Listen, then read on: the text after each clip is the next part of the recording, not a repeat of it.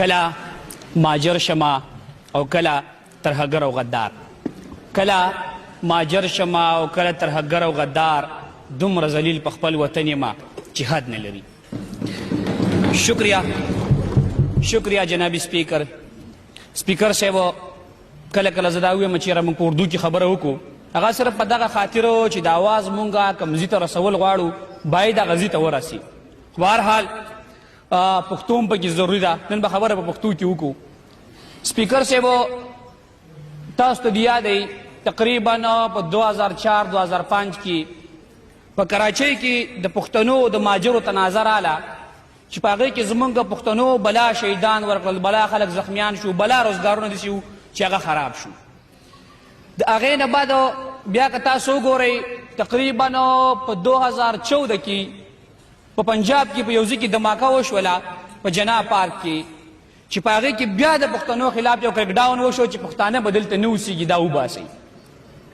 د هغې نه بعد که تاسو ته یاد وي تقریبا په 2018 کې په سند کې زمونږ د یو باجوړي ورور د چا څه تناظر راله چې په هغې کې بیا دا احتجاج وشو چې پښتانه به دلته نه اوسېږي.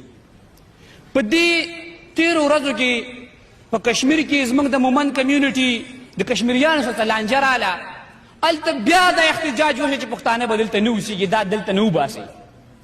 سپیکر صاحب که چېرته مونږه په مملکت خداداد کې دا شیزونه اپناو کړو چې د یو پښتون د وجې به په سند کې پښتون کاروبار نه کوي، د یو پښتون د وجې به په کشمیر کې پښتون کاروبار نه کوي، د یو پښتون د وجې به په پنجاب کې پښتون کاروبار نه کوي، دلته به د کشمیری سړی 1 کیلو بسکټ خرڅ کړي، دلته به د پنجابی سړی 1 شپه وکړي، دلته به د سندی سړی 1 ټوپۍ خرڅه کړي، نه یې شي نه خرڅولی چې هلته یو سړی په خپل قوم باندې خفه کېږي او ټول قوم روځي او دا خبره کوي چې پښتانه دهشتګرد دي، پښتانه انتها پسند دي، د ده په پلار کې دا غیرت شته چې دا خبره وکړي پښتون ته دهشتګرد ووایي. دهشتګرد به ستا پلار وي، دهشتګرد به ستا نیکه وي، دهشتګرد به ستا هغه پردادا وي. سپیکر صاحب که چېرته موږ د دې شیزونو خلاف سټینډ وانخلو او موږ دا ووایو چې یاره سیاست دی او زموږ جماعت دی او زه په وفاق کې یم او زه په صوبه کې یم، پښتانه به څوک ریپرزنټ کوي؟ د پښتنو مقدمه به څوک لړاوي؟ لکه ته سوچ کوه چې یو پښتون دې غلطي وکړي د هغې د وجې ټول پښتانه وباسي او دلته د کشمیریان ناستې هغه دې ماته بسکټ خرڅوي، دلته د پنجابیان ناستې هغه دې ماته شپې کوي. کله هم داسې نشي کېدی. مونږه که چېرته مونږ دا خبرې وکړو بیا خو وایي چې they want to segregate the nation, they want to break the country.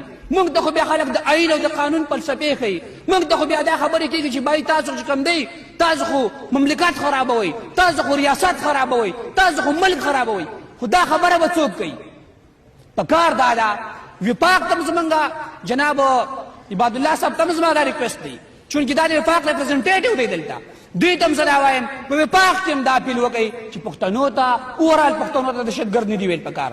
که بیا کله کم سړي دا جرأت وکړو چې پښتنو ته یې دهشتګرد ویل، ریاست خو ته یو میسج وکړه، ته یو میسج وکړه، سهار له بې وختي تا ته دا رینګ به درته راځي چې بېګا بای تا یو میسج کړی دی. دلته خلک کلیام روځي په سوشل میډیا باندې دا وایي چې پښتانه دلته نه وځي، غټه خبره پکې دا ده چې دا افغانان دي، د افغانستان والو ته حق نشته. ام پراود ټو بي پښتون، زه افغان یم، په افغان باندې زه فخر کوم، خو دا زما وطن دی. مخکې هم دا وطن ما ساتلی، اوس هم دا وطن زما په وینه پالل کېږي، ستا یې نه خو څوک په 1 روپۍ باندې نه اخلي، اوس هم زما یې نه په ډالرو کې خرڅېږي، ځکه خو زه مرم، ځکه خو زما یې نه تویېږي. لہذا سپیکر صاحب دا خواست مې تاسو ته دی چې په دې باندې کار کول پکار دي. په اخره کې دغه یو شعر چې زمونږ په غرونو کې خو اوس هم لازمري اوسېږي، زمونږ په غرونو کې خو اوس هم لازمري اوسېږي، اغیاره ونه کې دا پام چې پښتانه ختم شو. تھینک یو.